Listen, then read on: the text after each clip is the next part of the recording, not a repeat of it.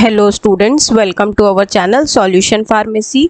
तो आज हम लोग अपना मेडिसिनल केमिस्ट्री 3 जो सब्जेक्ट है यानी कि 6 सेमेस्टर का मेडिसिनल केमिस्ट्री, उसका फर्स्ट टॉपिक स्टार्ट कर रहे हैं। हमारा फर्स्ट टॉपिक है एंटीबायोटिक। अगर हम इस एंटीबायोटिक्स टर्म के बारे में पढ़ें तो इसका ओरिजिन होता है वर्ड एंटीबायोसिस से। मतलब क्या हुआ? Against life. आप इसको और अगर सिंप्लीफाई करें अपने समझने के लिए तो यहाँ एक वर्ड है बायो। बायो मतलब लाइफ, है ना, और एंटीबायो मतलब लाइफ का उल्टा। तो लाइफ का उल्टा यानी अगेंस्ट लाइफ। एंटीबायोटिक्स जो हैं वो एक प्रकार के आप बोल सकते हो ऑर्गेनिक कंपाउंड हैं जो कि किसी माइक्रो ऑर्गेनिज्म से बनाए जाते हैं सो दैट दूसरे किसी माइक्रो ऑर्गेनिज्म को खत्म कर सके या उसके लिए टॉक्सिक हो सके। मतलब एक्स नाम का एक कंपाउंड है, इससे हम लोग कुछ डेरिवेटाइज करेंगे X1 नाम का। अब ये X1 जो है ये Y नाम के किसी दूसरे माइक्रो ऑर्गेनिज्म के लिए किलिंग इफेक्ट रखता होगा या टॉक्सिक इफेक्ट रखता होगा। तो जो ये X1 नाम की चीज बनी है that is known as antibiotic. Antibiotic जो है वो या तो किसी बैक्टीरिया को किल कर सकता है या तो उसके बढ़ने की रेट को, उसके ग्रोथ को इनहिबिट कर सकता है। तो केमिकल्स, अगर आप केमिकल्स के टर्म में देखें तो एंटीबायोटिक एक ऐसे केमिकल सब्सटेंसेस हैं जो किसी भी माइक्रो ऑर्गेनिज्म से ऑब्टेन होते हैं, जैसे कि बैक्टीरिया, फंजाई, एक्टिनोमाइटीज, ऐसे किसी माइक्रो ऑर्गेनिज्म से आते हैं और ये किसी दूसरे माइक्रो ऑर्गेनिज्म की ग्रोथ को सप्रेस कर देते हैं और इवेंचुअली उनको डिस्ट्रॉय भी कर देते हैं। तो ये ऐसे एंटीबायोटिक्स हैं जो बैक्टीरिया को किल कर देते हैं और इसीलिए इनको हम लोग बैक्टीरिसाइडल कहते हैं। या तो फिर ये किसी दूसरे बैक्टीरिया की ग्रोथ को इनहिबिट कर देते हैं, इसीलिए इनको हम लोग बैक्टीरियोस्टैटिक भी बुला सकते हैं। तो ये हो गया आपका बेसिक एक मीनिंग कि आपका क्या होते हैं एंटीबायोटिक्स, है ना। अब देखिए, अगर हम डिफरेंस की बात करें तो अलग अलग प्रकार के एंटीबायोटिक्स जो हैं वो अपने फिजिकल प्रॉपर्टी में अलग हो सकते हैं, अपने केमिकल प्रॉपर्टी में अलग हो सकते हैं, फार्माकोलॉजिकल प्रॉपर्टी में अलग हो सकते हैं। उनका बैक्टीरिया के अगेंस्ट जो एक्शन है यानी कि जो एंटीबैक्टीरियल स्पेक्ट्रा है वो अलग हो सकता है और मैकेनिज्म ऑफ एक्शन भी अलग हो सकता है।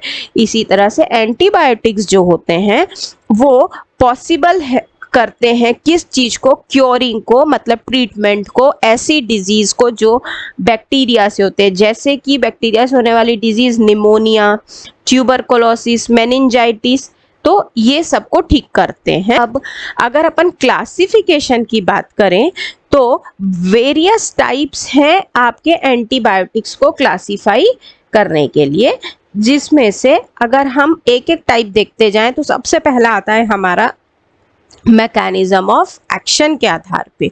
देखिए, agents that inhibit synthesis of bacterial cell wall, यानी कि एक बैक्टीरिया की सेल वॉल में जो सिंथेसिस होती है उसको इनहिबिट करना, ये काम कौन कर सकता है? पेनिसिलिन या सिफेलोस्पोरिन।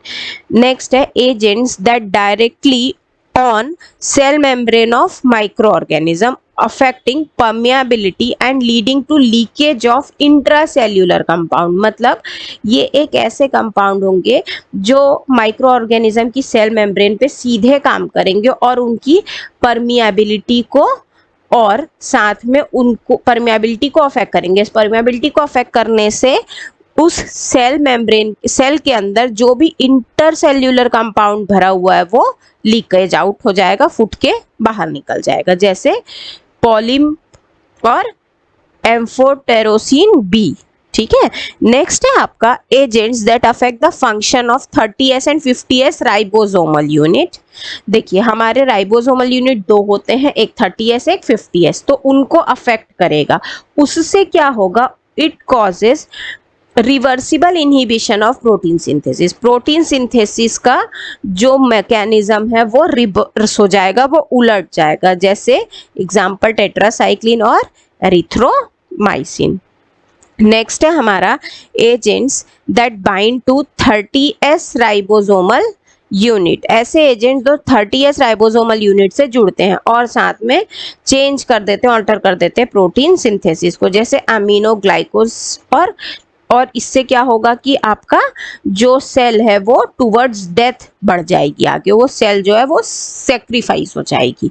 नेक्स्ट है agents that affect nucleic acid metabolism. अब ऐसे ड्रग्स जो न्यूक्लिक एसिड के मेटाबॉलिज्म को अफेक्ट करेंगे, असर डालेंगे, जैसे रेफेम्पिसिन। ये हो गया एक तरीका। दूसरा तरीका है आपका वो है केमिकल स्ट्रक्चर, मतलब कि कैसी उनकी डिजाइनिंग है, उनका केमिस्ट्री कैसा है, वो दिखने में कैसे, कौन से फंक्शनल ग्रुप है, एक्सेट्रा एक्सेट्रा। तो इसके अंदर फर्स्ट जो चीज आती है हमारी, that is beta lactam antibiotics, यानी कि बीटा लैक्टम की रिंग कैरी करेंगे, जैसे पेनिसिलिन। अमीनो ग्लाइकोसाइड्स कैरी करेंगे, जैसे स्ट्रेप्टोमाइसिन। फिर मैक्रोलाइड्स यानी कि एरिथ्रोमाइसिन। टेट्रासाइक्लिन मतलब टेट्रा, 4 साइक्लिक रिंग्स होंगे तो ऑक्सीटेट्रासाइक्लिन। नाइट्रोबेंजीन डेरिवेटिव्स यानी ऐसी चीजें जो नाइट्रोबेंजीन कैरी करती हैं, जैसे क्लोरामफेनिकॉल। फिर है पॉलीपेप्टाइड एंटीबायोटिक, जैसे पॉलीमेक्सिम बी। फिर पॉलीन एंटीबायोटिक्स, जैसे नेस्टीन। और फिर एक ऐसी कैटेगरी जिनमें मिक्स्ड स्ट्रक्चर होंगे, मिसिलेनियस, जैसे रिफेम्पिसिन, लिनकोमाइसिन, है ना। इसके बाद एक और क्लासिफिकेशन सिस्टम हो सकता है हमारा, that is known as chemotherapeutic agent, मतलब थोड़ा बहुत कैंसर के against property, anti cancerous property रखे, जैसे सल्फोनामाइड, डेप्सोन, सल्फाडाइजीन। नेक्स्ट है डाई अमीनो पायरीमिडीन्स, मतलब पायरीमिडीन की रिंग होगी लेकिन 2 अमीनो ग्रुप के साथ, तो ट्राइमेथामीन। फिर क्यूनोलोन्स, फिर फ्लोरोक्यूनोलोन्स, सिप्रोफ्लॉक्सासिन, ओफ्लॉक्सासिन। फिर है नाइट्रोफ्यूरान, इसका जाएगा नाइट्रोफ्यूरेंटॉइन। फिर नाइट्रोइमिडाजोल मतलब टिनिडाजोल, मेट्रोनिडाजोल। फिर है इमिडाजोल मतलब मिकोनाजोल। निकोटिनिक एसिड में आइसोनियाजाइड और मिसलेनियस में इथाम्ब्यूटॉल और क्लोफाजीन। नेक्स्ट जो हमारा है that is range of action के बेसिस पर टर्म है कि छोटा टर्म है वो रेंज ऑफ एक्शन हो गया, जैसे ब्रॉड स्पेक्ट्रम मतलब ये क्या करेगा, ये बड़े लेवल पर असर करेगा, बहुत ज्यादा, टेट्रासाइक्लिन हो गया जैसे। फिर रिलेटिवली ब्रॉड, इनके कंपैरिजन ब्रॉड होंगे तो एम्पीसिलिन, है ना।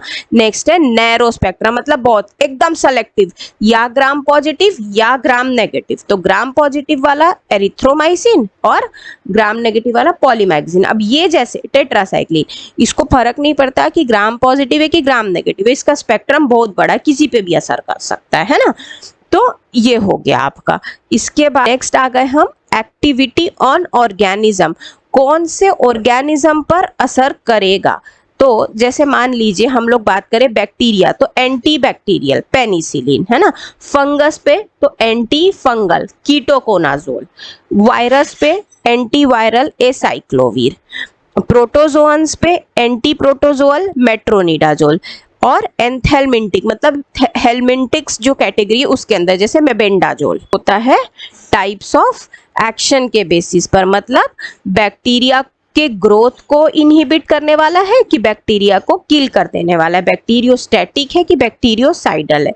स्टैटिक में एरिथ्रोमाइसिन और साइडल में सिफेलोस्पोरिन। अब अगर हम सोर्सेस के बेसिस पे बात करें तो सोर्सेस के बेसिस पे क्या क्या हो सकता है, जैसे फंगस जिसका सोर्स है, जो ओरिजिन फंगस से होता है, जैसे पेनिसिलिन।